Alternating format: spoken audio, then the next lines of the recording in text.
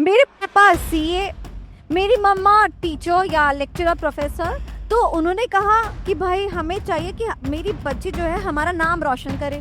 तो कहाँ से आपके दिमाग में आया theory queen use word use करने का? 30 बच्चों ने मुझसे पढ़े और 30 के 30 बच्चे मेरे पास हुए सीए इंटर ग्रुप 2, मतलब सीए फाइनल डायरेक्ट पहुंच गए। 100% रिजल्ट दिया, दैट्स द मेन पॉइंट। जो बड़े डिस्ट्रीब्यूटर हैं इस इंडस्ट्री में, वो छोटे जो टीचर्स हैं उनको प्रमोट नहीं, रदर देन जस्ट प्रमोट कर रहे हैं। मैं जानना चाहता हूँ कि क्या रीजन है और क्या अभी भी वो चीज़ है। तो वो चीज इनको था कि एक फीमेल है, एक नॉन सीए है, तो स्टैंड कैसे ले सकती है अपना। जरूरी नहीं कि आपको उससे मनी का ही रिगार्डिंग कोई चीज़ हो। अगर आप कोई व्यक्ति अगर गलत है तो आपको वहाँ पे सही के लिए खड़ा होना चाहिए। जब आप सीए बन जाएंगे तब आपका तो दिमाग चलना चाहिए ना, वो है ये दिमाग कि बिजनेस करूंगा तो क्या क्या फैक्टर्स लगेंगे, अगर जॉब में जाऊंगा तो क्या क्या फैक्टर्स लगेंगे, अगर टीचिंग में जाता हूँ तो क्या क्या लगेगा। तो ये एसएम तुम्हारे तब काम आएंगे। एसएम को रिटेन करना आसान है, बट एसएम में ये पकड़ना कि क्वेश्चन ने क्या पूछा वो बड़ा प्रॉब्लमेटिक है। 1 घंटे में थ्योरी का पूरा डिस्क्रिप्टिव लिखता है और 8 मिनट के अंदर एमसीक्यू सॉल्व करता है। 1 घंटा 8 मिनट में मेरा स्टूडेंट जो है वो एसएम सॉल्व करता है, बाकी टाइम एफएम को देता है। तो देखो आजकल ना एयरपोर्ट्स का जमाना है, सच्ची बता रही हूँ। बेस्ट वे पता क्या है, आपने किसी भी टीचर की एमसीक्यू की कुछ लगा लिया, आप सुनते रहे। आज उसके बाद आप 15 से 20 मिनट आप सुबह सुबह उठते हैं ना, कहाँ जाते हैं सबसे पहले? वॉशरूम में जाते हैं। 15 से 20 मिनट, अरे इसे लगा के जाओ 20 मिनट में कम से कम 20 एमसीक्यू तो सॉल्व होंगे। तो खाना खाते खाते हम टीवी नहीं देखते थे, खाना खाते खाते ये नहीं कि आप यूट्यूब तो था ही नहीं, मतलब हमारे जिंदगी में यूट्यूब बहुत बाद में आया। तो हम खाना खाते खाते ना डाइनिंग टेबल के नीचे वो कंटेंट लिखा हुआ है ना वो पढ़ते थे। मेरे पापा ये चीज कहते हैं। मेरी बेटी सीए नहीं है, मेरी बेटी सीए बनाने की फैक्ट्री है। बीइंग नॉन सीए, जब भी मेरे को ICAI के प्लेटफॉर्म पे अवार्ड मिलता था, बीइंग अ नॉन सीएम में जब मुझे सीएमए के प्लेटफॉर्म पे अवार्ड मिलता था तो दिल से बहुत अच्छा लगता था। At certain point of time पर आप शादी कर लीजिए, बच्चे कर लीजिए, फिर बच्चों में अपना सपना देखिए। बट बहुत कम ऐसा होता है जहाँ पर हमें कोई टीचर मिलता है जो दूसरों के बच्चों को स्टूडेंट्स ना बोल के बच्चे बोलता है और उनको उनमें अपना भविष्य देखता है। हमने एक साइड दिखा है करोड़ों करोड़ करोड़, पर कुछ टीचर्स ऐसे भी हैं जो करोड़ों नहीं कमा रहे हैं, लाखों भी कमा रहे हैं। एक सीए होता है, वो सीए बैलेंस शीट साइन करता है किसी ऐसी कंपनी की जिसका टर्नओवर करोड़ों में है। एक सीए लैक्स में जिसका टर्नओवर, उसका भी तो साइन करता ही है।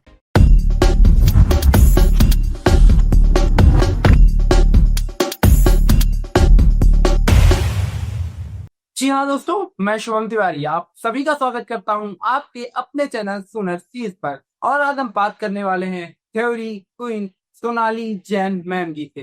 तो मैम, सबसे पहले आपका बहुत ज्यादा धन्यवाद। आपने अपने कीमती शेड्यूल में से, बिजी शेड्यूल में से, आपकी इतनी सारी क्लासेस हैं, उसके बावजूद आपने समय निकाला हम बच्चों से बात करने के लिए, हमको गाइडेंस देने के लिए। सो बहुत ज्यादा धन्यवाद आपका।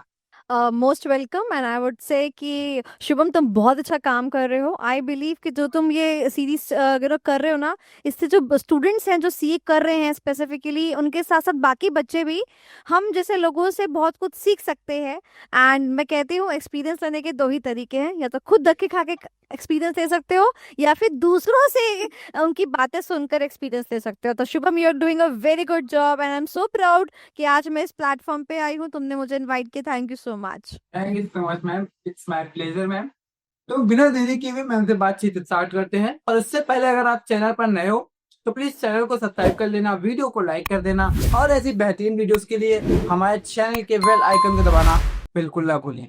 तो मैम, सबसे पहला सवाल, जैसा कि अभी जब मैंने आपके बारे में, आपको इनविटेशन के बारे में सोचा, तो अभी तक मेरे लगभग जितने आए थे मोस्टली, मतलब अभी तक 90 में से 10 ऐसे थे जो सीए ही थे, सॉरी 90% ऐसे टीचर्स थे जो सीए थे। बट उनमें से आप एक हैं जो नॉन सीए हैं। जबकि जिन बच्चों को नहीं पता, और तो मैंने कई फ्रेंड्स थे, जब मैंने स्टोरी लगाई तो उन्होंने पूछा कि यार मैम सीए नहीं है, मुझे पता ही नहीं था। तो मैम ऐसा क्या था कि आप अचानक से सीए एजुकेटर बन गई? क्या रीजन था मैम उसके पीछे? जरूर कोई इंटरेस्टिंग कहानी। बिल्कुल बिल्कुल। एंड आई मस्ट से कि शुभम, तुम्हारे इस प्लेटफॉर्म के थ्रू बहुत सारे बच्चे, I guess I have taught more than 65,000 students so far. 65,000 बच्चे मैं पढ़ा चुकी हूँ ऑलमोस्ट। एंड ये सवाल ना सबके मन में आता है। होता क्या है कि जब बच्चा मुझसे मिलता है ना, तो वो कहता है यार मैडम को बता तो सारी बातें हैं, मतलब मैम समझ जाती है एग्जाम्शन क्या होता है ना, ये सब बातें मैम समझ जाती है, बट मैम स्टिल एक नॉन सीए है। तो देखिए ध्यान से, सबसे पहले तो मैं एक बात बताना चाहती हूँ कि कहते हैं ना कि कोई एक इंसान जो होता है ना वो एक तो एक सीखता है सीए प्रोफेशन करके, सीए कोर्स करके सीखता है। और दूसरा ये होता है कि इंसान जो होता है ना वो सुन के भी बहुत कुछ सीखता है, एक्सपीरियंस करके भी बहुत कुछ सीखता है। तो मैंने 12 सालों से मैं इस इंडस्ट्री को सर्व कर रही हूँ। इट्स बिन 12 years कि मैं इन बच्चों को पढ़ा रही हूँ। अचानक से मैं इस इंडस्ट्री में नहीं आई भाई, 12 साल लगा दिए मैंने अपना एक नाम बनाने के लिए। ठीक है, 12 साल से मैंने पढ़ाया और बहुत मेहनत करी, और छोटे मोटे प्लेटफॉर्म से बड़े बड़े प्लेटफॉर्म तक गई, और आज मैं अपना एक प्लेटफॉर्म ओन करती हूँ in the name of SM classes, which is Sonali ma'am classes. अब बात करते कि मैम जब आप एक नॉन सीए हैं तो सीए के बच्चों को कैसे पढ़ा रहे हैं, सवाल ये आता है। कहाँ से ख्याल आया कि सीए पढ़ाते कहाँ हैं से ख्याल, बिल्कुल। तो मैं आपको बताती हूँ, इसमें रोल है थोड़ा सा मेरी हिस्ट्री का। क्या? मेरी हिस्ट्री कुछ इस प्रकार है that my father is a chartered accountant, okay, and my mother she was a, because she has taken now the retirement, she was a degree college lecturer, मतलब पढ़ाती थी। तो बेसिकली मैं उनकी डॉटर हूँ, I am the first daughter in the family. And मेरे पापा CA, मेरी मम्मा टीचर या लेक्चरर प्रोफेसर। तो उन्होंने कहा कि भाई हमें चाहिए कि मेरी बच्ची जो है हमारा नाम रोशन करे। अब मेरी मम्मी चाहती थी कि मैं पढ़ाऊं, और मेरे पापा चाहते थे कि मैं कुछ सीए की प्रोफेशन के लोगों के लिए कुछ करूं। तो मैंने कहा ठीक। तो I started my journey bye teaching the BBA students. मैं सबसे पहले इकोनॉमिक्स पढ़ाती थी बीबीए के बच्चों को, बिकॉज मैंने भी MBA, I was in that field. तो फिर उसके बाद में जब मुझे लगा कि नहीं ठीक है, कहते ना कि एक बेटी जो होती है वही एक बाप का सपना पूरा करती है। तो मैंने कहा ठीक है, तो एक ऐसा सपना पूरा करते हैं जिससे दोनों खुश हो जाए, मेरी मम्मी भी और मेरे पापा भी। सो दैट वे मैं इस फील्ड में आई। एंड मैंने जब सीई के स्टूडेंट्स को पढ़ाना चालू करा, सो मुझे एक एक चीज बहुत प्लस लगे कि सीई के बच्चे बहुत हार्ड वर्किंग होते हैं, और ये लोग बड़े एग्जाम से बड़े डरते हैं फेल बहुत ज्यादा होते हैं। तो मैंने कहा ठीक है बस फिर। तो मेरे पापा ने इस फील्ड में टीचर के रूप में जब मैं उतरी, तो एक बात मुझे बोली, देखो बेटा ध्यान रखना, रैंक होल्डर्स को तो सब पढ़ाते हैं, ठीक है, अगर तुम सीए फेल बच्चे को सीए बना दोगी और उसको एग्जामिशन दिलवा दोगी तो मैं मानूंगा। तो मैंने अपनी जिंदगी के 6 साल सिर्फ रिपीटर्स को पढ़ाया, सिर्फ और सिर्फ रिपीटर्स को पढ़ाया। एंड कहते थे लक्ष्मी नगर में कि अगर अच्छा तुम्हारा ग्रुप 2 नहीं निकल रहा, नो, जाओ सोनाली मैम के पास जाओ और पढ़कर आ जाओ। तो लक्ष्मी नगर के अंदर मैंने अपना गुडविल क्रिएट किया। एंड यस, इसमें मेरे सपोर्ट है मेरी फैमिली का, बट ये जो एक जर्नी थी सीए स्टूडेंट्स के टुवर्ड्स, वो जाती है मेरी फैमिली हिस्ट्री को। तो मैम जैसा भी आपने कहा कि आपने रिक्रूटर्स को पढ़ाया, क्या मतलब फर्स्ट अटेम्प्ट वालों को आप मना कर देती थी? नहीं, आते नहीं थे ना। देखो क्या होता है ना, जब कोई स्टूडेंट जाता है सबसे पहले पढ़ने के लिए तो किससे पढ़ेगा, कोई टीचर पॉपुलर टीचर होगा उससे पढ़ेगा। अब आप सीए से बिलोंग करते ही नहीं है, आपके पास तो कुछ है नहीं, तो आपके पास बच्चा, नया बच्चा क्यों आएगा, कोई क्यों आपको 5,000 रुपए देगा। राइट, है ना? राइट। तो मेरे पापा तो बैठे थे कि नहीं नहीं पढ़ लो पढ़ लो पढ़ लो, ऐसा तो नहीं था ना, मुझे तो अपना खुद ही सब कुछ करना था। राइट, तो इसीलिए मैंने सोचा कि ठीक है, ओके फाइन, एंड मैं जो हूँ अपनी अपने आप मेहनत करूंगी। और सबसे बड़ी बात, रिपीटर्स को पढ़ाने में ज्यादा जान लगती है। पहले तो उनके दिमाग में गार्बेज है उसको रिमूव करो, फिर नया चीज इंटू करो, और फिर जो है बच्चों का रिजल्ट आता था। Okay, thank you. और आप जर्नी जो शेयर की उसके लिए। उसके बाद अगला सवाल जैसा कि आपने बताया थ्योरी क्वीन, मतलब आपके जो टाइटल हो रहा हुआ है थ्योरी क्वीन, तो कहाँ से आपके दिमाग में आया theory queen use word use करने का? ये वर्ड शुभम मैं बताती हूँ बच्चा कि मेरे को ना ये मैंने वर्ड यूज नहीं करा। 2017 की बात है, जब मैंने एक बैच लिया था लक्ष्मी नगर, मैंने बताया ना मेरा इंस्टीट्यूट था खुद का। सो 17 में मैंने एक बैच लिया था, 30 स्टूडेंट्स का बैच था। वो मुझसे सब्जेक्ट पढ़ते थे थ्योरी के। उस टाइम पे ITSM होता था और ऑडिट होता था। Yes ma'am. तो 16-17 की बात मैं बता रही हूँ। तो उन्होंने मुझसे वो बैच लिया था। तो ग्रुप 2 के अंदर ना न्यूमेरिकल, सॉरी थ्योरी के ना सिर्फ यही पेपर हुआ करते थे, ITSM और ऑडिट। बाकी जो है वो न्यूमेरिकल रहता था। तो मैंने ना, यू वोंट बिलीव कि सीए में ऑब्वियसली वी नो कि काफी टाइट रिजल्ट आता है। उस पॉइंट ऑफ टाइम पे मैं बताना चाहती हूँ कि 30 बच्चों ने मुझसे पढ़े और 30 के 30 बच्चे मेरे पास हुए सीए इंटर ग्रुप 2, मतलब सीए फाइनल ग्रेड पहुंच गए। अरे वेरी गुड, कि- ह्यूज नंबर, बहुत बहुत बच्चा, 100%। कोई तो 100% रिजल्ट दिया, that's the main point. 100% result दिया। एक बैच, अरे एक बच्चा, किसी की तबीयत खराब है, किसी की गर्लफ्रेंड छोड़ के भाग गई, सबको सबकी परेशानी सुनी। कोई बच्चा बिहार से है, उसको लंच की प्रॉब्लम है, उसकी लंच की प्रॉब्लम रिजॉल्व करी। किसी को पीजी की प्रॉब्लम है, वो रिजॉल्व करी। किसी को होम सिकनेस हो रही है तो उसको बड़ी बहन की तरह सपोर्ट किया, और ले दे के बस कि हाँ रिजल्ट लाना है, उनके साथ लगी रही। तो जब वो मैंने 100% रिजल्ट दिया तो वो बैच से मेरा नाम निकला था थ्योरी क्वीन, कि अगर थ्योरी का कोई भी पेपर पढ़ना हो तो सोनाली मैम के पास चले जाओ। तो that's how I was titled theory queen. Really appreciable for students.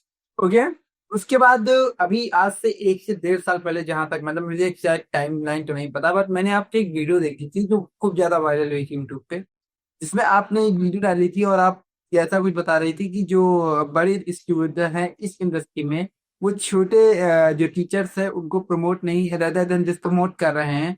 तो ऑफ कोर्स वो मतलब उसी टाइम मेरा मन हुआ कि क्या रीजन है। ऑफ कोर्स आपने एक शॉर्ट वीडियो थी तो इतना तो आपने डिटेल में नहीं बताया था, बट मैं जानना चाहता हूँ कि क्या रीजन है और क्या अभी भी वो चीज है या वो खत्म हो गई, क्या रीजन है, मतलब इसके पीछे क्या स्टोरी थी मैम। देखो उसके पीछे तो मैं बोलूंगी ऑब्वियसली एक बहुत बड़ी कहानी है वो। ठीक है, कभी कभी ऐसा होता है कि हम सामने वाले को गलत समझते हैं और सामने वाला हमें गलत समझता है। ना सामने वाला गलत होता है ना हम गलत होते हैं। हम सिर्फ क्या होते हैं, हम वो चेस की जो गेम होती है ना, उसके जो गिटियां होती है ना, हम सिर्फ गिटियां होती हैं, चला कोई और ही रहा होता है ना। तो बेसिकली मैं अगर स्टोरी की बात करूँ तो लॉन्ग स्टोरी शॉर्ट की मैं ये बोलूंगी कि देखिए क्या होता है ना, जब हम किसी भी इंडस्ट्री में जंप ऑन करते हैं तो always we do have the existing players in the market, जैसे कि हम स्ट्रेटेजिक मैनेजमेंट में पढ़ते हैं, है ना। And there always a threat to the new entrants, yes right. Ma'am. तो बेसिकली अब मैं मार्केट में आ रही थी, बच्चा मुझे पसंद कर रहा था, स्ट्रेटेजिक मैनेजमेंट पढ़ना मुझसे पसंद कर रहा था, बट जो एग्जिस्टिंग प्लेयर्स थे ना, शायद उनका मार्केट हिल रहा था। Whatsoever was the problem, I am not sure about, but लोगों ने मुझे डिफेम करना चालू कर दिया था कि अरे ये तो फीमेल है, ये तो क्या ही पढ़ाएगी, अरे इससे मत पढ़ो, इसके तो बीच बैच। नहीं, नॉन सी का हाँ क्वेश्चन लगाया। अरे ये तो बीच बैच में इसकी तो शादी हो सकती है, अरे ये तो बैच छोड़ के चली जाएगी। मेरे को ये सब चीजें सुनने को आती थी। तो मैं तो बहुत ज्यादा प्रोफेशनल हूँ अपनी लाइफ को लेके, बट शायद मेरे ऊपर ऐसे एलिगेशंस डाले गए। एंड एक और चीज, बच्चों ने ना दो चीजें मिक्स करनी शुरू करी। वो था, एक हमारी होती है टीचिंग और एक होता है हमारा एडमिनिस्ट्रेशन। से फॉर एग्जाम्पल अगर आपने क्लासेस ली, आपको आपको बुक्स मिलनी है, ठीक है, जैसे मान लो ये अभी हमारी एक एमसीक्यू बुकलेट है, मान लो आपने ये बुक ऑर्डर करी और आपने हमारा बैच भी लिया है। अब ये बुक ऑर्डर करेगा कुरियर वाला, है ना, रिसीव जो आपको होगी कुरियर वाले से होगी। मान लो वो आपका जो एरिया है काफी रिमोट एरिया है, आपको 4 डेज की जगह 7 डेज हो गए। तो इसमें टीचर टीचर की तो कोई गलती नहीं, उसने तो कुरियर कराई है, यानी कि उसकी टीचिंग में कोई गलती नहीं, वो तो अच्छा ही पढ़ा रही है, जैसे पढ़ाती थी वैसे ही पढ़ा रही है। बट ये बुक जो है वो आपके घर डिले होके रिसीव होने में। तो ये होता है एडमिनिस्ट्रेशन, ठीक है। तो बच्चों ने क्या किया कि एडमिनिस्ट्रेटिव चीजों को टीचिंग के साथ मिक्स करना शुरू किया टू डिफेम मी, कि इनकी तो बुक्स ऐसी हैं, उनका तो ये ऐसा है। अब मेरी एक बहुत ही पॉपुलर, मैं तुमको दिखाती हूँ, मेरा बहुत ही पॉपुलर एक चीज है, अगर तुमको नहीं पता है तो, मेरे आते हैं बेटा बहुत ही पॉपुलर हैंड रिटन नोट्स, ठीक है। हाँ ये देखो, दिस इज द कॉपी, ये हैंड रिटन नोट्स है। Now there was a channel on Telegram जिसने कि ये पूरे हैंडमेड नोट जो कि मैंने अपने हाथों से लिखे हैं, इतनी मेहनत से लिखे हैं, उसको पूरा मतलब पीडीएफ बना के इसको अपने चैनल पे डाल दिया। जब मैंने बोला नहीं, दिस इज नॉट फाइन, आप जिसका कंटेंट यूज कर रहे हो उसकी परमिशन के साथ वो चीज करी जानी चाहिए। तो उन्होंने मुझे जवाब दिया बाकी टीचर्स की भी तो होती ही है। तो मैंने बोला कि मुझे फर्क नहीं पड़ता बाकी के साथ कैसा रिलेशनशिप है, मेरी मेहनत ये है, मेरी परमिशन के बगैर आप इसको प्लीज अपने टेलीग्राम ग्रुप से हटाइए, otherwise I have to take some step from the law category. तो वो चीज इनको था कि एक फीमेल है, एक नॉन सीए है, तो स्टैंड कैसे ले सकती है अपना। Yes, ma'am. ये तो बहुत मैंने सबकी जा कहा रही है मेहनत तो तो है, मेहनत Yes, तो सबकी होती है। अब बड़े बड़े टीचर्स, अब मान लो कोई बड़ा टीचर है जो करोड़ों में कमा रहा है, उसकी बुक अगर मान लो पीडीएफ फॉर्म में चली गई, उसका हजारों का नुकसान हो भी गया तो क्या क्या ही होगा। yes, but ma'am. मैं छोटे लेवल पे कमाती हूँ, I am still earning in lakhs only, I am not earning in cross.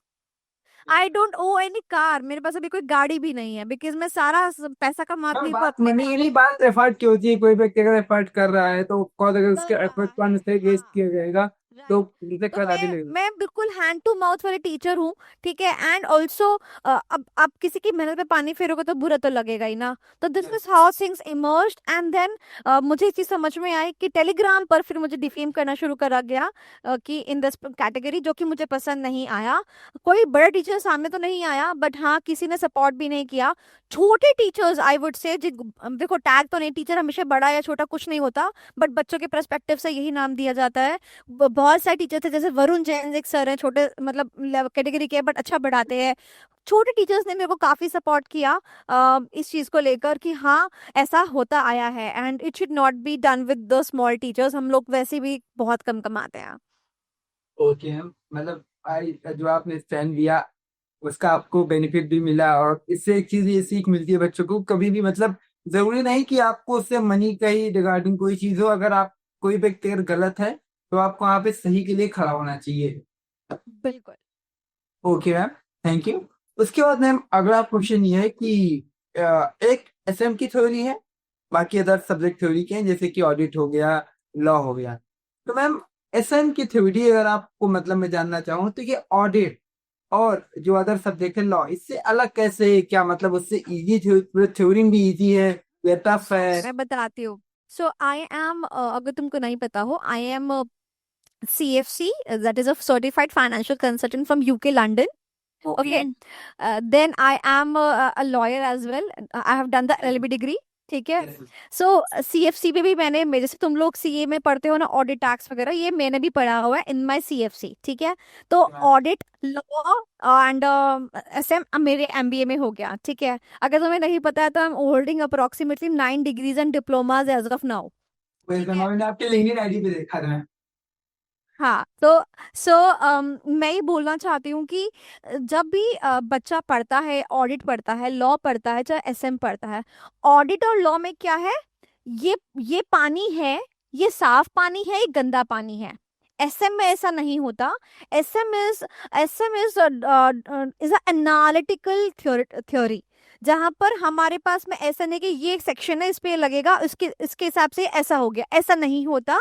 और SM के अंदर, सो SM के अंदर it is more towards the business thing, more towards the environmental thing, and not towards only कि हमारे को ये प्रूवन, हमें कुछ प्रूव नहीं करना होता वहां पर। यस। एंड बहुत ज्यादा होता है, लर्न करना पड़ता है बच्चों को, थ्योरी बहुत लर्न करनी पड़ती है। में जाता है वो ऑडिट सीखता है, टैक्स सीखता है, अकाउंट सीखता है, बट वो जो बच्चा होता है वो SM तो कोई नहीं सीखता है ना। तो SM बिल्कुल ही टोटली थ्योरेटिकल पेपर माना जाता है। Okay ma'am, thank you. मतलब ओवरऑल जहाँ तक मैं समझ पाया तो ये चीज है कि जो एसएमएस को रटना ज्यादा है रेदर देन समझ, मतलब समझना तो है बट रटना है, देन आपको रटना ही जब है समझने आप के जब बावजूद। आप सीए बन जाएंगे, तब आपका जो दिमाग चलना चाहिए ना, वो है ये दिमाग कि बिजनेस करूंगा तो क्या क्या फैक्टर्स लगेंगे, अगर जॉब में जाऊंगा तो क्या क्या फैक्टर्स लगेंगे, अगर टीचिंग में जाता हूँ तो क्या क्या लगेगा। तो ये ऐसा तुम्हारे तब काम आएगी। हो गया, थैंक यू। उसके बाद मैम अगला क्वेश्चन ये है कि अ, जैसे कि ऐसे जो सब्जेक्ट है पूरा थ्योरेटिकल सब्जेक्ट है, फिर भी आप एक ऐसा, आप एक गोल्डन एडवाइस जो आप देना चाहती हो इससे हम इसको लंबे समय तक याद रख पाए, क्योंकि याद करना बड़ी बात नहीं है सब में, आज बैठूंगा कल याद हो जाएगा। पर क्योंकि एग्जाम तो 6 महीने बाद आता है और तब तक हम लोग इतनी चीजें पढ़ चुके होते हैं कि फिर एसएम सिर्फ दूर ही नजर आता है। तो वो क्या तरीका है जिससे एसएम को एक बार पढ़ के, मतलब एक बार नहीं, ऑफकोर्स जितनी बार भी पढ़े, बस एटलीस्ट रिटेन कर पाए चीजों को? देखो, अब बच्चों ने टाइटल दे रखा है थ्योरी क्वीन, तो थ्योरी के कुछ तो बेसिस बताने पड़ेंगे। देखिए सबसे पहले थ्योरी को ना, थ्योरी और न्यूमेरिकल को हैंडल करने का तरीका बहुत अलग है। न्यूमेरिकल को हम प्रैक्टिस करके हैंडल करते हैं, थ्योरी को भी हम प्रैक्टिस करके हैंडल करते हैं, बट उसकी प्रैक्टिस थोड़ी अलग तरीके से की जाती है। जैसे कि हम लोग क्या करते हैं, हम लोग क्लास में पढ़ते हैं या अपने आप से पढ़ते हैं, हमने किताब पढ़ ली बस, and we are good to go. But और हम जो है ना, फिर उसके बाद उस किताब के शॉर्ट नोट्स या तो बनाते हैं या बने बनाए लेते हैं, फिर उस नोट्स को पढ़ते हैं। उसके बाद जब एग्जाम टाइम आता है, हम एमटीपी उठाते हैं और आरटीपी उठाते हैं, सॉल्व करना चालू कर देते हैं। तो ये एक नॉर्मल फिनोमिना बच्चा यूज करता है। यही फिनोमिना गलत है, यही फिनोमिना गलत है। हमारा प्रोसीजर क्या होना चाहिए कि द मोमेंट आपने चाहे एक चैप्टर के 2 टॉपिक पढ़े, उस 2 टॉपिक पर बेस्ड आपको रेफर डालना चाहिए अपना क्वेश्चन बैंक से, उसके क्वेश्चन क्या क्या आए। और उसके बाद जब आपका पूरा चैप्टर हो जाए तो आपने पूरे क्वेश्चन बैंक को लगाना चाहिए, एंड क्वेश्चन पढ़कर आपको खुद ये सोचना चाहिए कि इस पर कौन सा टॉपिक लगेगा। एसएम को रिटेन करना आसान है, बट एसएम में ये पकड़ना कि क्वेश्चन ने क्या पूछा, वो बड़ा प्रॉब्लमेटिक है। Yes, no doubt. अभी अभी मई 25 का पेपर हुआ है बच्चा, यस इसमें एक क्वेश्चन है, ऑब्जेक्टिव क्वेश्चन आया था, एमसीक्यूज जो आपके इंडिविजुअल वाले आते हैं। अब हर अटेम्प्ट में मैं बच्चों को इम्पोर्टेंट टॉपिक्स की लिस्ट भी देती हूँ, और हर अटेम्प्ट में मैं बच्चों को पेपर भी सॉल्व करवाती हूँ। तो जैसे अभी इस बार का पेपर हुआ, मैंने सॉल्व कराया एमसीक्यूज। 5 बजे बच्चा पेपर देकर छूटा, 6 बजे फिर मैंने पेपर एनालिसिस करना शुरू करा दिया, एंड मैंने वहां पर डिस्क्रिप्टिव भी सॉल्व करा है, ऑब्जेक्टिव भी सॉल्व करा है। अब जब मैंने वो क्वेश्चन सॉल्व कराया, मैं ना एसएम ही, मतलब मैं अगर बोलूँ तो मेरा पानी जो है ना वो भी एसएम है, मेरा खाना भी एसएम है, क्योंकि मैं वही पढ़ाती हूँ 12 साल से।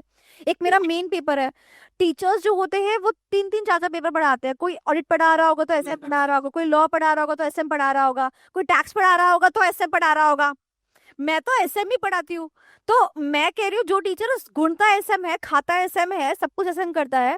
अब मैंने एक क्वेश्चन का आंसर दिया कि इसका आंसर क्या होना चाहिए, विजन, मिशन, गोल या ऑब्जेक्टिव। मैंने उस क्वेश्चन का आंसर ऑब्जेक्टिव दिया है। अब बाकी यूट्यूब प्लेटफॉर्म पे उसका आंसर विजन निकल के आ रहा है, ठीक है।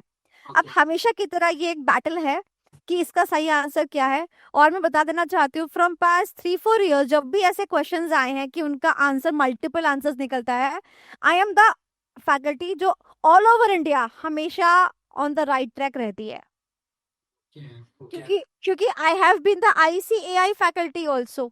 बहुत चीजें हैं जो मेरे को पता है, समझ में आती है। मेरे को पता है कि विजन में और ऑब्जेक्टिव में जमीन आसमान का अंतर है, जैसे तुमको पता है कि हर चीज डिफरेंट होती है। मैं तो वो सब्जेक्ट जानती हूँ अच्छी तरीके से।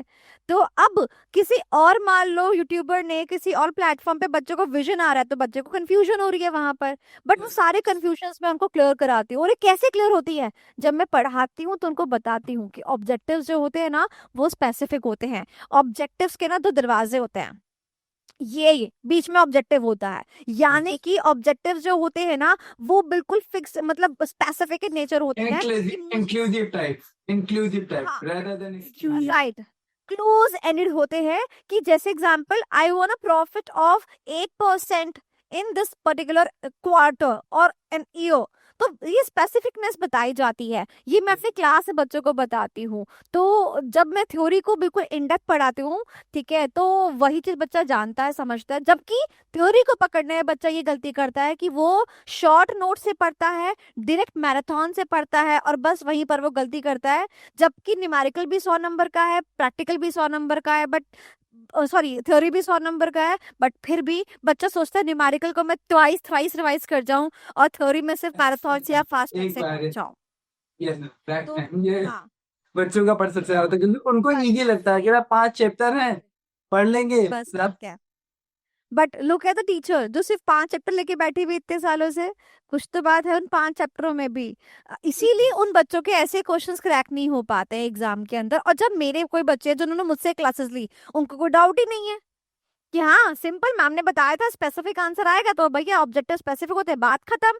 कोई चीज ऐसी है ही नहीं। तो थ्योरी में याद करना से ज्यादा इम्पोर्टेंट है कंसेप्ट को समझना। Yes ma'am. एंड उसके बाद में ट्रिक्स आती हैं, जब आपको समझ आ जाता है फिर हम निमोनिक्स स्टोरीज से ट्रिक्स से हमको याद कराते हैं, फिर क्वेश्चन लिखना सिखा क्वेश्चन याद करना सिखाते हैं, और last but not least theory में अगर मार्क्स चाहिए तो प्रेजेंटेशन टेक्निक सिखाते हैं। मैं अपने बारे में बताती हूँ। मैं ट्वेल्थ क्लास में थी, ट्वेल्थ क्लास में एक सब्जेक्ट था बिजनेस स्टडीज। मैं जब ट्वेल्थ में थी, मैं ट्वेल्थ में पता है कब थी, मैंने ट्वेल्थ पास आउट करी है इन द ईयर 2009। 2009 में मैंने अपनी ट्वेल्थ कंप्लीट कर ली थी। तो 2008 में जब मेरी ट्वेल्थ की शुरुआत हुई थी, तभी जो बिजनेस स्टडीज सब्जेक्ट था ना, I use to study that subject from 5 books. 5 में साइड बुक से पढ़ती थी, और apart from the NCERT and सबसे उनसे नोट्स बनाती थी। और जब मेरा एग्जाम हुआ तो फर्स्ट डेट शीट मुझे आज भी याद है, पहला पेपर बीएसटी का था, दूसरा पेपर अकाउंट्स का था। जब मेरा बीएसटी का पहला पेपर था, तो उसमें जो है ना, मेरे को मैम ने एक्स्ट्रा शीट नहीं दी थी लास्ट के 5 मिनट्स में। और मेरे 2 क्वेश्चन बाकी थे, एक क्वेश्चन था 4 नंबर का, एक क्वेश्चन था 3 नंबर का।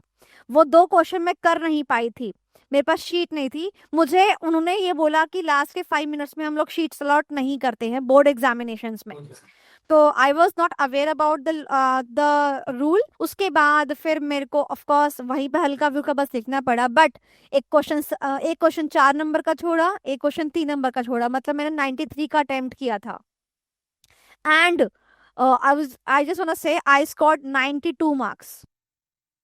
एंड इट्स रियली इंटरेस्टिंग, वो भी थ्योरी जैसे सब्जेक्ट में। थ्योरी में, सब्जेक्ट तो थ्योरी में। बहुत बड़ी बात नहीं हो रहा, एक फ्रेंड क्या रखते हैं प्रैक्टिकल सब्जेक्ट हो तो कोई बहुत बड़ी बात नहीं होती, थ्योरी में एक हाँ, साथ थ्योरी रिलेटेड में होता है। 93 का आप अटेम्प्ट करते हो, और 92 मार्क्स आता आप है। आप स्कोर करते हो। मतलब उस दिन से मेरे को समझ में आ गया था कि भाई आपको इस बात की खुशी थ्योरी। हुई कि दुख? नो मैम, मुझे क्योंकि आपने 5 नंबर तो में छोड़ भी तो दिया था।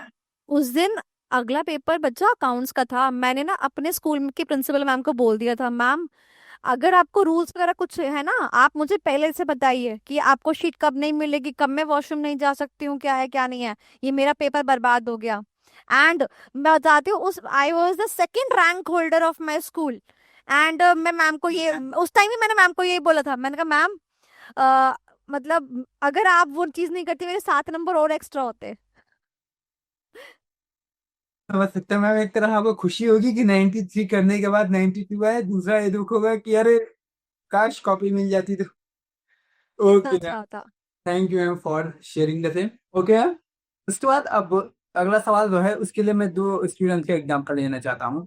एक स्टूडेंट है, उसने मान लीजिए लगभग 1000 एमसी की पूरी बुक से प्रैक्टिस कर दी।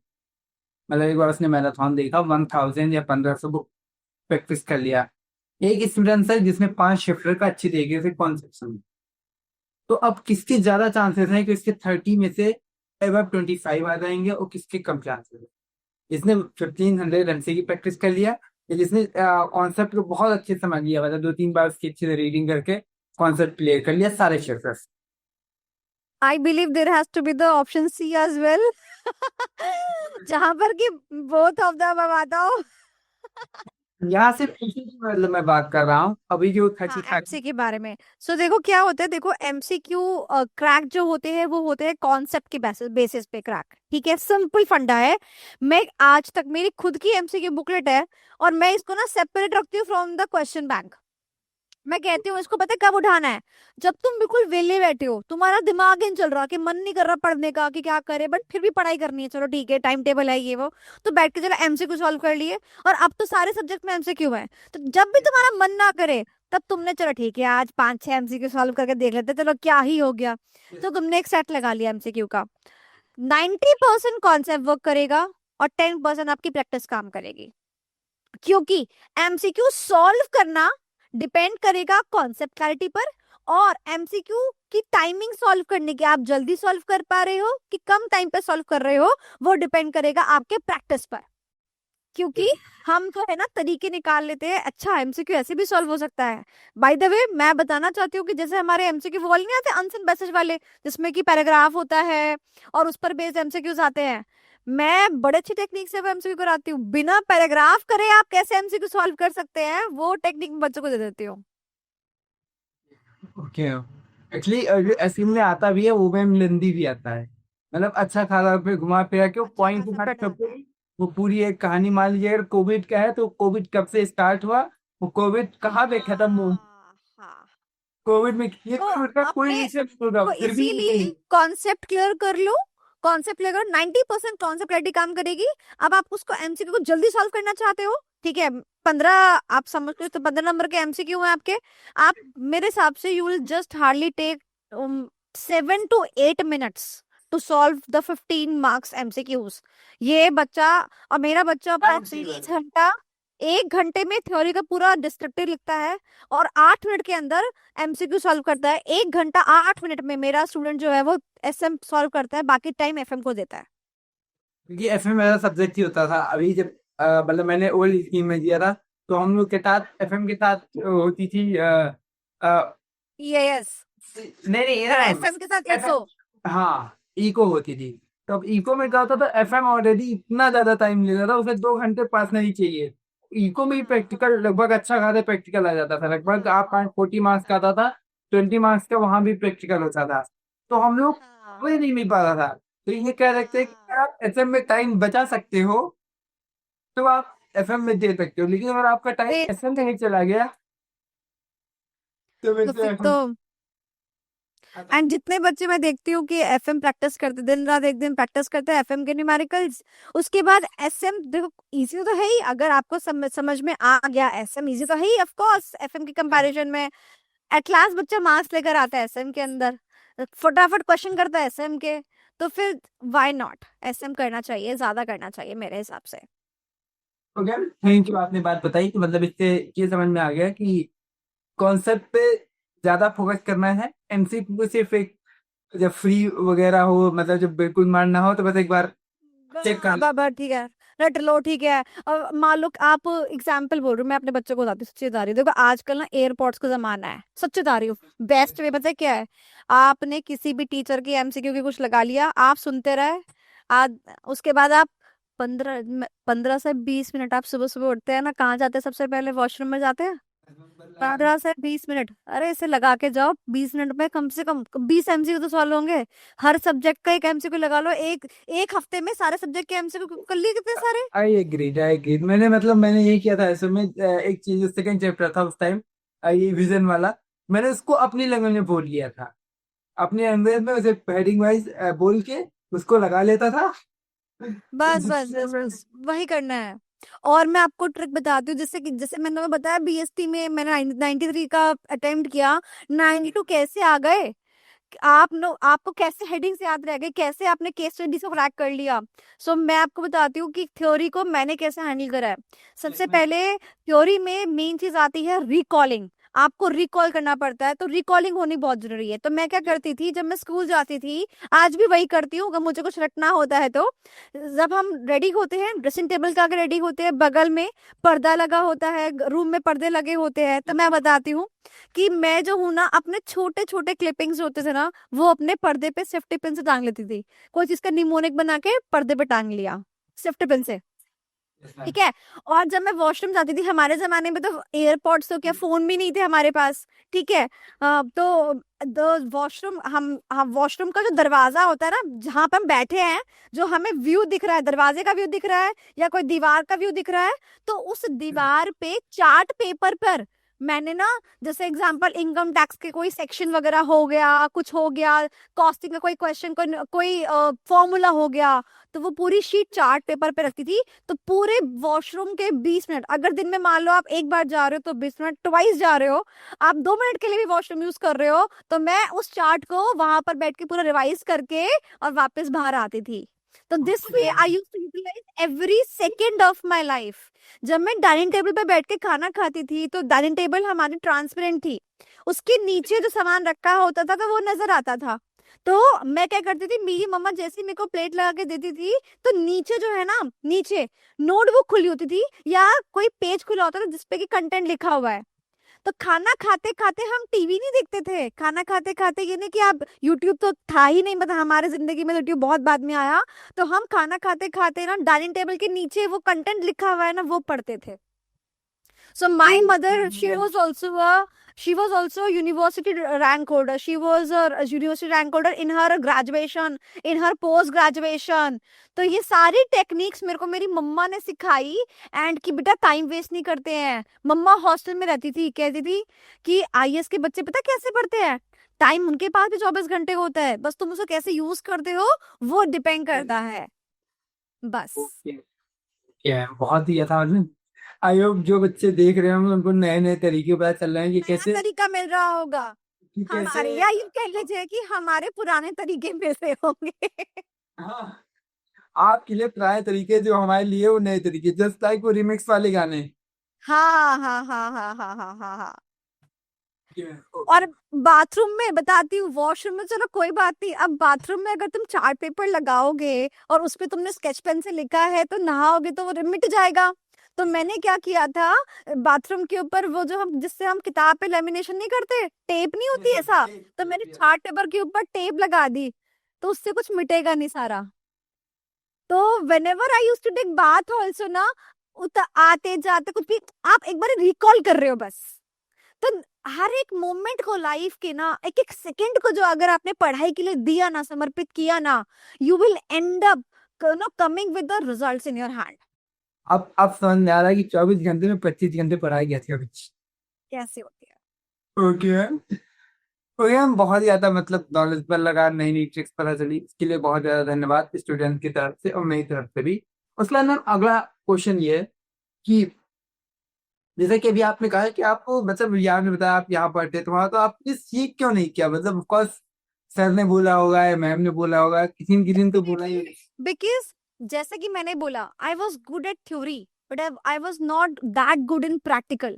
अकाउंट्स मुझे खाती थी, मेरे को अकाउंट्स दिक्कत, अरे यार मैं क्या अकाउंट्स, मुझे होता है ना हर एक इंसान का इंटरेस्ट होता है, तो मेरे को अकाउंट्स में ना इंटरेस्ट इतना नहीं डेवलप हो पाया. That is the main reason. अब जब तक अब जब सीए की बात करते तो उसका अकाउंट्स अच्छा होना चाहिए कि नहीं होना चाहिए, तो that was the main reason. And आज भी मैं अकाउंट्स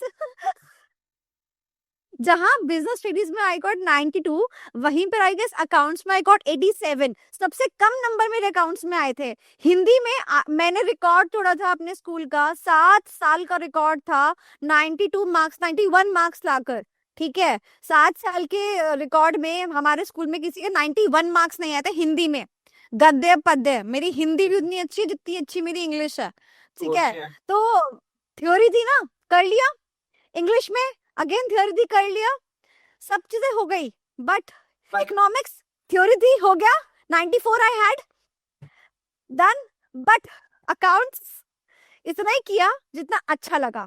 आता मेरे को सारा है. ठीक है, मेरे पास प्लस पॉइंट ये था कि अगर तुमने बुक का नाम सुना हो, टीएस ग्रेवाल सर, उनकी बुक चलती है 12th में काफी, तो टीएस ग्रेवाल सर है. And TS Grewal sir CBSE board में चलती है ये किताब, टीएस ग्रेवाल सर की, काफी पॉपुलर एंड काफी रिस्पेक्टफुल है ना. अभी तो ही इज नॉट अलाइव, आपको कोविड के बच्चे हैं. मैं मतलब ऑफ कोर्स ये हाँ भी बोलते हो तो शायद मैं कनेक्ट नहीं कर पा रहा हूँ, बट जो स्टूडेंट है वो कनेक्ट कर पा रहे हैं, तो कंटिन्यू. हाँ. तो मेरे पापा उनसे पढ़े थे, टीएस ग्रेवाल सर से पढ़े थे, जब उन्होंने अपना 11th 12th और सीए किया था. तो उन्होंने अकाउंट्स में मेरे को ब्रशअप खूब अच्छी तरह करा है, कंसेप्ट सारे क्लियर है, बट बात होती है ना इंटरेस्ट की, इंटरेस्ट नहीं रहा. That is the main thing. और अगर कभी लगा कि ना हाँ भाई आज इंटरेस्ट आ रहा है, कुछ लग रहा है, वैसे तो मुझे लगता नहीं है आएगा, बट हाँ कल को मेरे बच्चे होते हैं, मेरा पति होता है, कोई अगर लगता है तो ठीक है. अगर एक इंसान अपनी जिंदगी में 9 डिग्रियां डिप्लोमा ले सकती है, एमिटी यूनिवर्सिटी से I am a gold medallist, मैं कर सकती हूँ अगर मेरे इंटरेस्ट में आता है, तो व्हाई नॉट. हम जरूरत नहीं है, आप हम बच्चों को ऐसे ही गाइडेंस देते रहिए, वही ना है. ऑफ कोर्स मतलब एक बात ये भी कर रखते हैं कि अगर आप चाहे तो आप कर सकती हैं, कोई बहुत बड़ी बात नहीं है. बट चूंकि आप उस टाइम को ना देके हम बच्चों को दे रही हैं, तो ऑफ कोर्स ये आपका एक जो पर्पस है हेल्प करने का. मेरे पापा कहते हैं, मेरे पापा ये चीज कहते हैं, मेरी बेटी सीए नहीं है, मेरी बेटी सीए बनाने की फैक्ट्री है, मेरी बेटी सीए में यूज करती नो, है. नो डाउट नहीं, नो डाउट नहीं. Okay, thank you. उसके बाद अगला क्वेश्चन ये कि जैसे कि मैंने आपके हम जो पता चला आपके लिंक्डइन प्रोफाइल से और इंस्टा प्रोफाइल से कि अभी तक आपको 36 अवार्ड्स मिले. ठीक है, तो ऐसा कौन सा अवार्ड है जिसके मतलब जो जिसमें आप सबसे ज्यादा प्राउड फील किया, और मतलब इसका रीजन क्या है?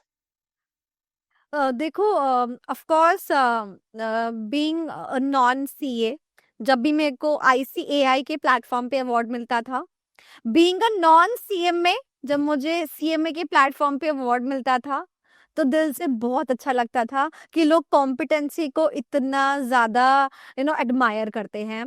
तो वो जितने भी मेरे अवार्ड्स रहे, रिकॉग्निशंस रहे, वो बहुत ज़्यादा मेरे दिल के करीब हैं।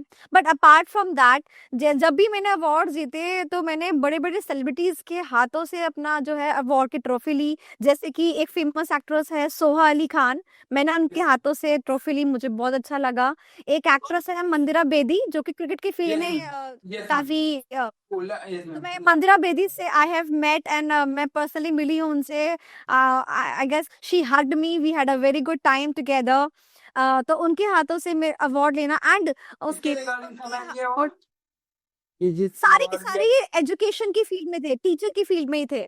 जैसे कि youngest professor in the field, ऐसे ही सारे awards, inspiring educator, inspiring female educator, ऐसे ही था सारा का सारा ऑलमोस्ट। एंड ऑल्सो जब मैं इन लोगों से मिलती थी ना, तो ये लोग ये कहते थे, देखिए एक फीमेल के लिए कहीं ना कहीं एक अपॉर्चुनिटी तो है ही कि at certain point of time पर आप शादी कर लीजिए, बच्चे कर लीजिए, फिर बच्चों में अपना सपना देखिए। बट बहुत कम ऐसा होता है जहां पर हमें कोई टीचर मिलता है जो दूसरों के बच्चों को स्टूडेंट्स ना बोल के बच्चे बोलता है, और उनको उनमें अपना भविष्य देखता है कि ये देखो, ये हमें, इसको हमें सीए बनाना है, इसको हमें सीए बनाना है। तो जब बच्चों की प्रॉब्लम होती है, किसी के बॉयफ्रेंड ने किसी को डिच कर दिया, गर्लफ्रेंड ने डिच कर दिया, या परिवार में कोई प्रॉब्लम है, कहीं पर सेपरेशन हो रहा है, कोई फाइनेंशियल प्रॉब्लम है, सब लोग मुझे रात को 11 बजे भी कॉल करते थे, 12 बजे भी कॉल करते थे। तो I use to solve the problem just like my own family. And I believe कि ये चीज़ों से ही, इसी का रिवॉर्ड मुझे हमेशा मिलता था। एंड 36 अवार्ड, मेरी उम्र 34 अप्रॉक्स है, एंड 36 अवार्ड्स मैंने लिए हैं। तो आप मैम डिजर्व भी बहुत करती सारे है, आप मैम डिजर्व भी करती है। और ये सारे के सारे अवार्ड्स मैं बताती हूँ, ऐसा नहीं है it was easy for me, it was really difficult for me. चीज़ें बहुत ज़्यादा क्लमजी हो जाती है, एक फीमेल के लिए बहुत मुश्किल है कंपटीशन सर्वाइव करना। बट स्टिल ये जो अवार्ड्स है, ये मेरे लिए मोटिवेशन होते थे हर बार आगे बढ़ने के लिए कि yes I can do it. Okay ma'am, really मैं मतलब कॉन्ग्रेचुलेशन फॉर इतने सारे अवार्ड के लिए, और आप मैम डिजर्व भी करती है, जिस हिसाब से आप बता रही हैं, मेहनत कर रही हैं बच्चों को सिखाने के लिए, नए नए सीए बनाने के लिए। मैं कहती हूँ जिससे नहीं हो रही, तुम्हारे प्लेटफॉर्म से भी बोलते हो, जिससे ये नहीं हो रही है, you are just like my younger sister, just like my younger brother. मेरे साथ आ जाओ, कोई परेशानी नहीं होगी, कोई तकलीफ है मुझसे बात करो, बिल्कुल बड़ी बहन की तरह बहुत वेलकम है, and I am there for you guys. CA field के अंदर कोई अपनापन दे या ना दे, मैं आपके साथ में हूँ, ठीक है? That's it. And I believe जब आप इमोशनल, आपके पास सपोर्ट होता है ना, आप हर बैटल जीत जाते हैं। Right, thank you so much ma'am. उसके मैम उसके बाद अगला क्वेश्चन ये है कि अभी आप मतलब अभी अगर आप कंफर्टेबल हो तो आप ये बताइए कि जो भी सी स्टूडेंट्स हैं, वैसे भी आपने बताया कि आप करोड़ों में नहीं कमाती हैं, ठीक है, बताने को तो आदमी बहुत कुछ बताता है, बट बहुत कम स्टूडेंट्स है जो ये मानेंगे, क्योंकि उन्हें पता है कोई भी टीचर अपनी असली इनकम नहीं बताता है, ठीक है। बा बट मैं तो बता रही हूँ, मैं तो बता रही हूँ, क्यों बता रही हूँ? बिकॉज बिकॉज बच्चों को सिर्फ, आप कहते हैं ना कि every coin has two sides, हमने एक साइड दिखाई करोड़ों करोड़ करोड़, पर कुछ टीचर्स ऐसे भी हैं जो करोड़ों नहीं कमा रहे हैं, लाखों भी कमा रहे हैं। एक सीए होता है, वो सीए बैलेंस शीट साइन करता है किसी ऐसी कंपनी की जिसका टर्नओवर करोड़ों में है, एक सीए लैक्स में जिसका टर्नओवर, उसका भी तो साइन करता ही है। ऐसे ही हम लोग हैं कि भाई हम भी गिरते पड़ते बस अपना खर्चा निकाल रहे हैं, वही काम चल रहा है। बच्चों को ये असलियत भी पता होनी चाहिए। और मैं बोलती हूँ कि शो ऑफ के जमाने में अगर मैं आपको सच्चाई बता रही हूँ that I am not that worse कि मैं इतना सब कुछ कमा पा रही हूँ, तो आप एक साइड को भी देखिए कि क्या ये चीजें हैं, सब सब एक जैसे एक थाली के नहीं हो सकते। राइट, राइट, से आपने बहुत सही बात की कि जो मतलब आपका जब हम स्टूडेंट्स होते हैं तो हम लोग को मतलब एक ही चीज दिखाई पड़ती है, जो ये बहुत दिखाई नहीं पड़ता है, तो students, no. Number of students multiply by the fees, बच्चा ये हिसाब लगाता है ना। यस, हाँ, बट कंपटीशन में रहने के जो एक्सपेंडिचर्स हैं, और उसके बाद Right. लाइफ जो आपको थप्पड़े मारती है डर से, तो उससे बहुत कुछ होता है। Right ma'am, right ma'am. हो गया। उसके बाद अब हम लोग का एक रैपिड फायर सेशन होगा। इसमें आपको मतलब ऑफकोर्स आपको समय जो अगर जो आपको जवाब देना है उसके लिए आप समय ले सकती हैं, लेकिन जब जवाब और क्वेश्चन के बीच में जो समय होगा वो बहुत कम होगा। मतलब आपको जल्दी जवाब देना होगा, बेशक लॉन्ग जवाब दे सकते सेकंड का हैं। ओके मैम, अब हमारा रैपिड फायर सेशन स्टार्ट होने वाला है, तो ऑल द बेस्ट। स्टार्ट करते हैं। पहला क्वेश्चन, पैशन और stability, what's you pick? Passion. Okay. CA students or CMA students, who are more challenging to teach? More challenging to teach. I believe a student having no passion is more challenging to teach. Either अगर CA किसी को or CMA. हाँ हाँ जिसके अंदर passion ही नहीं है कुछ बनने का, उसको आप क्या बना दोगे? Right man. Okay. अगला क्वेश्चन है, ऑफलाइन एनर्जी और ऑनलाइन रीच। दिल की बात करूं तो ऑफलाइन, और दिमाग की बात करूं तो online reach. Okay. Next question is, a house full of a full house और अ फोकस बैच। ये मैम आपके ऊपर थोड़ा सा डिपेंड्स अपॉन सी स्ट्रेटेजिक मैनेजमेंट में भी से ना कि अगर हम कम प्राइस पे सामान दे रहे हैं, कॉस्ट लीडरशिप स्ट्रेटजी, कम प्राइस, ब्रॉडर मार्केट, तो depends upon the fees I am charging. अगर मैं फीस चार्ज कर रही हूँ, मेरे को फीस से बस दोनों में सेम आ रही है, तो ठीक है, I will go with the focus batch. ठीक है, ओके, अदरवाइज ठीक है, housefull show always matters. Mind maps और hand written notes. Handwritten notes and mind maps into the mind only, not into the kitab. ये motivational sessions और technical deep dive. Motivational sessions. At the end, perfection और progress. I believe perfection, because जब आप perfect होने की कोशिश करते हैं ना, तो आप प्रोग्रेस कहीं ना कहीं कर ही रहे होते हैं। ओके यार, ओके यार, थैंक यू। बहुत ही अच्छा आपने गेम खेला। Thank you so much. तब मुझे कितने 1000 रुपए मिलते हैं ये तो बताओ। आज भी उसी क्वेश्चन के साथ चला गया। ओके, तो एट द एंड आपको कैसा लगा हमारे पॉडकास्ट में? आपको बात करके कैसा लगा? मुझे बहुत अच्छा लगा, एंड मैं बोलना चाहती हूँ, this is my first podcast and I am just waiting for the many many more to come. And I just believe that मैंने अभी तो अपनी जिंदगी का 1% भी नहीं बताया है, but I just want say that कि अगर मैं कर सकती हूँ तो आप भी कर सकते हैं। मेरे 36 अवार्ड्स आप लोगों को इसलिए बताए गए कि आप भी वो 36 अवार्ड ले सकते हैं। मैं बहुत खुश होंगी कि जब मेरे बच्चे 36 अवार्ड लेकर आएंगे। डर आता है हमारे भी, तो जो मैं मीडिया इंडस्ट्री पे छाई रही जब मैंने बीकॉम में, उम्मीद है।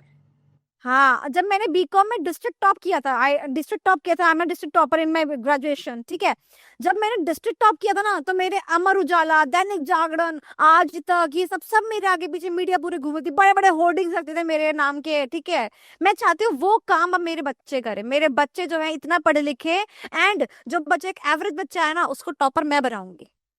Okay ma'am, okay, thank you so much ma'am. आपने समय निकाला, हम बच्चों से बात की, और आप लोग को जैसा कि अभी आप लोग इतना पूरा पॉडकास्ट देख के मैम के बारे में सब कुछ जान चुके होंगे, इतना मैम ने बताया। बच्चे भी अगर आप कुछ नहीं जाने हैं और मैम से आप कनेक्ट करना चाहते हैं, तो मैम की जो सोशल मीडिया प्लेटफॉर्म की जो लिंक है वो नीचे मैं आपको डिस्क्रिप्शन बॉक्स में दे सकता हूँ। जैसा कि मैम ने कहा, सारे स्टूडेंट्स मेरे भाई हैं, बहन हैं, जिनको जो भी प्रॉब्लम हो आप उससे रिगार्डिंग ही गाइडेंस ले सकते हैं मैम से। तो नीचे आपको डिस्क्रिप्शन बॉक्स में जाना है, मैम के सोशल मीडिया प्लेटफॉर्म के जो लिंक है उसके थ्रू आप मैम से कनेक्ट कर सकते हैं। और वीडियो में एक्चुअली बने रहने के लिए आप लोग का बहुत बहुत धन्यवाद, और मैम आपका भी बहुत ज्यादा धन्यवाद। Thank you ma'am. Bye bye everyone.